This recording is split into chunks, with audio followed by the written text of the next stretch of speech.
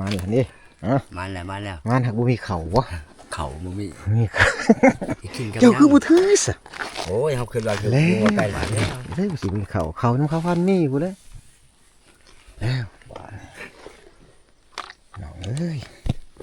เขามาวัวไปนะเขาไม่ขึ้นขึ้นมาน้ำโตขึ้นมา พี่น้องมึงดูได้อาหารไปบ่มีเข่าบันพันประหลัดก็ไปถือเข่าเขาก็ไปถือเข่าปะอยู่รถไทยน้ำข้าวพันมีมามันหลังจะได้กินเหมือนก็แล้วก็ห่อเป็นนกห่ออีกนี่จะกระดาษก็บ่มีเข่าจะได้กินเข่าเพ่ผมมี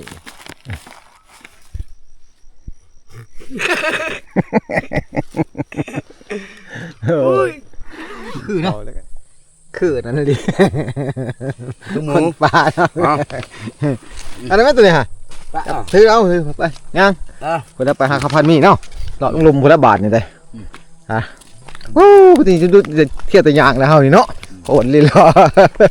จักรพันมีอยู่บนใดไปอยู่นี่ว่าไปเลยไปทางเสร็จ